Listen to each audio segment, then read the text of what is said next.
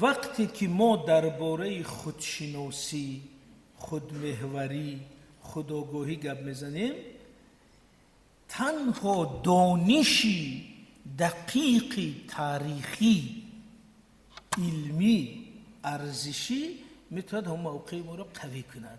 این مولانا در مثنوی یک جای داره میگه از محبت خارها گل میشود، از محبت سرکه ها مول میشود. این محبت، از محبت دیو بنده میشود، از محبت مرده زنده میشود. همین دو ورق میگه که این محبت هم نتیجه دانش است. کی گزافه بر چنین تخت نشست؟ یعنی میگه محبت همون را مهم دانستن، همون را ارزشش فهمیدن فقط در نتیجه شناختی درستی همون میشود.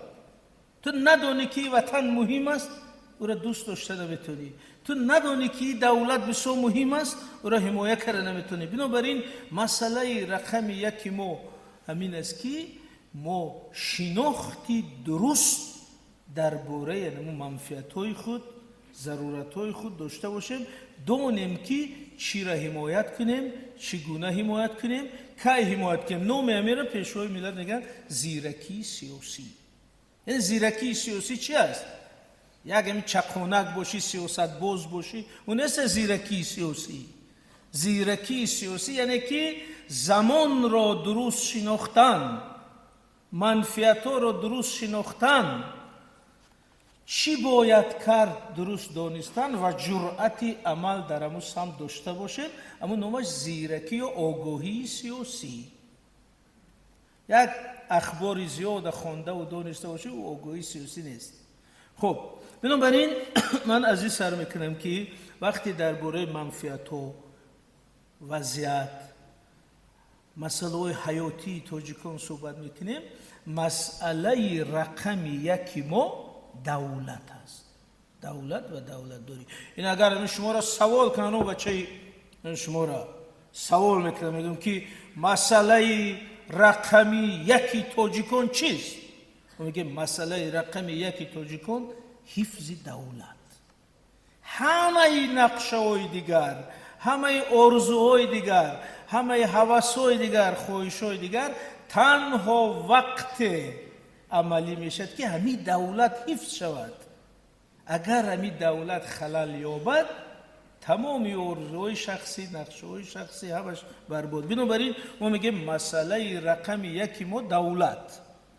خب برای که دولت شروع جایگاهش درک کنیم، ببینید من چند نکته رو میگم. یکم، دولت برای تاجیکان پدیده نو نیست. ما ملتی هستیم که تشکر بس ما ملتی هستیم که همیشه دولت داشتیم.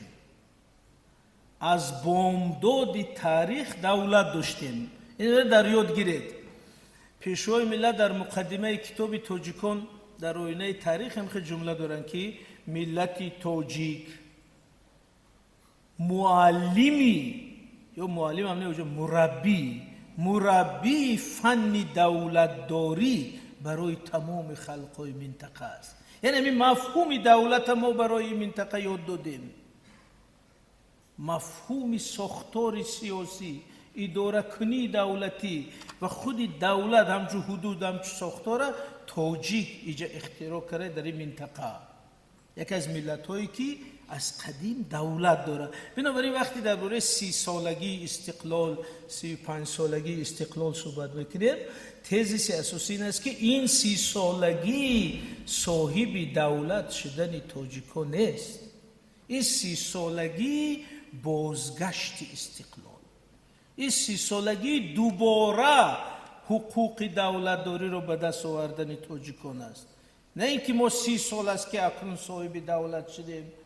اگر این فکر کنیم عمر سیاسی ملت کوتاه میشه. برعکس ما میگیم که ما از اون بامداد تاریخ از قدیمترین ملت های صاحب دولتیم، اما یک مرحله بود که اداره کنی سیاسی دولت از اختیار ما رفت و این اداره کنی سیاسی دوباره بازگشت. حالا برای میگیم 35 سالگی استقلال این 35 سالگی بازگشت دوباره دولت داری ماست، نه 35 سالی دولت دار شدنی توجیک. این بسیار گپی مهم است، چون که ما همین در کشورهای همسایه بریم اونا گوی شوخی میکنن، میگن که همین شما توجیکا در حق ما بسیار یک خدمت بزرگ کرده، شما میگه ما 1000 سال به دولت بودیم، این 1000 سال ما روز در نام خودمون مینویسه، میگه خش شما نبودیم ما بودیم. یعنی برای اونو بسیار هدیه بزرگ است که ما میگه ما 1000 سال نبودیم شما بودیم. ما میگه ما 1000 سال هم بودیم ولی حقوق اداره کنی سیاسی یک مدت از دست رفته بود، به برکت استقلال این بازگشت. اینا میگیم بازگشتی استقلال. اگر در اختیار ما بود میگفتم که همین 35 سالگی بازگشت استقلال. خب اکنون ما گفتیم اساس دانش فقط رقم باشه. ببینید اگر یک روی خط اینا بچهای کدوم شماره اونمو دختره که اخیر روی مولدار، اگر هم کسا بگیم که خیز من اینجا در روی خط دولت‌های توجیک نویس، شما زود میگه که من اشکانیان، کوشانیان، هخامنشیان، ساسانیان، سامانیان، غوریان، یک روی خط دراز دولت‌ها رو میگیم 13-14 دولت که ما در تاریخ ساختیم، نیاگان ما ساختن. یعنی ما وقتی میگیم ما همیشه دولت دار بودیم، این گپی خالی نیست. دوم پیشوای ملت گفتن که ما 6000 سال تمدنی زنده داریم. خب بینید همینم نکته ظریفش کجا است؟ یعنی وقتی میگیم ما 6000 سال تمدن داریم، معناش این نیست که ما 6000 است که هستیم، ما میلیون ها سال است هستیم. من همین کاندنی های خوالینگا اکادمی گرانوف گفته بود که همین 600,000 سال عمر دارد. لیکن من 2 سال اخیر ارخئولوگ ها یا باستانشناس های فرانسوی و روس از نو کار کردن، باز میگه 1,300,000 سال سابقه دارد همین باششگاه های آدم های اولی در خوالین.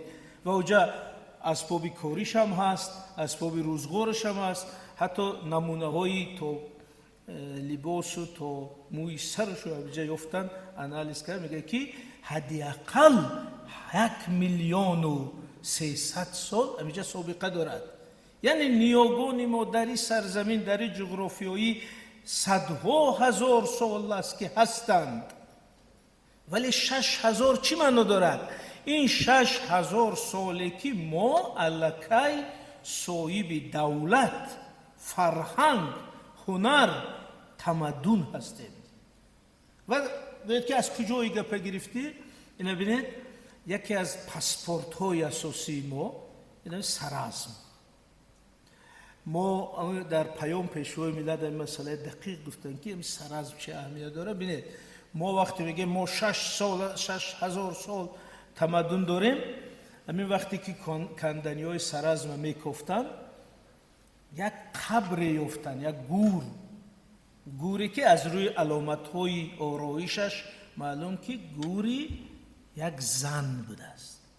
ببینید یک اسکلت، همه مهره ها حدودی نمیدونم 81-82 مهره طلایی، قریب 600 مهره سنگی دارد، در گرد کوکلاش ایستاده است. موهاش از بین رفته است ولی جمالکاش ایستاده است در جوش. در سرش تاج طلایی، دستمانه های طلاییش ایستاده است، گوشوارهای کلان طلایی، گردنبندهای طلایی، در این طرفش یک کوزه تنگهای طلایی، در این طرفش کوزه تنگهای نقره. و باستانشناسان فرانسوی روس گفتن که این زن یهودی نبوده است، این ملیکه بوده است، تاج دارد، اینقدر طلا، اینقدر آرایش، این زن یهودی نبوده است. ولی از نظر کار علمی اینا میگن که 5,500 سال عمر همین قبر. پس ببینید همین یک سنساتسیون شد برای علم جهانی. چرا؟ میگه که اگر 5,500 سال پیش اینجا ملیکه بوده است، پس 5,500 سال پیش اینجا دولت بوده است. انا برای این ملیکه سرازم 3 پیام رو برای ما کشود، 3 راز را. یکم این که مادامی که در اینجا ملیکه است، پس اینجا دولت بوده است. مادامی که اینجا تاج است، پس جا قدرت و ساختار بوده، زیرا برای کمی تاج رو با وجود بیارن باید ساختار باشد، حدود باشد، دولت باشد، پایتخت باشد، تخت باشد، در بالای شاه باشد، بعد از سر او تاج. یعنی تاج این کلمیناسیون یک تمدن است. از امیر وقتی که ملکه رو با تاجش با قدمت 4.5 هزار سال میومد، بگه پس این دولت داریش همینقدر تاریخ داشته است. این یک. دوم، انمون آرایشاتی که در گردن و مو دست او ملکه است نشان میده که این ملت 5.5 هزار سال پیش هنر داشته است. این ملکه سرز یگان سنگ تیز و یگان پاره سفال نیست، این یک آثار کاملی هنری در اونجا است که گوشواراش بی، حلقه‌هاش بی، تاجش بی. پس این ملت همون وقت آهن آب کرده میتونسته است، طلا را جدا کرده میتونسته است، سنگای قیمت بها را کارکرد کرده به آرایش‌های زنانه تبدیل کرده میتونسته است. این دوم پیام که یعنی که همراه با او ساختار سیاسی با فرهنگ و تمدن بوده. سوم این که یعنی خانمای عزیز برای شما انشماده همون وقت رهبری دولت تاجیکا زن بوده است. تصور میکنید؟ یعنی که این ملت 5000 سال پیش رهبری زن داشته است. از امیر اولی کسایی که میخوان به ما حقوق زن یاد دهند میگه که او نه، ملکه سرز 4.5 هزار 5.5 هزار سال پیش این ملت جایگاه زنش معلوم بود. بنابراین وقتی که یعنی خیلی مثال ها هست، پیشوای ملت گفتن که برید ملکه سرز ما با تمام همون گورش 6 ماه در موزه لور فرانسه ماندن تا تمام جهانیان بینن که تاجیک ملت دارای یعنی این گونه تاریخ دولتداری، تاریخ تمدن، تاریخ فرهنگ و حقوق زن. و چرا بردانه در فرانسه ماندن؟ یعنی که ما به جهانیان پیام دادیم که این تاریخ ما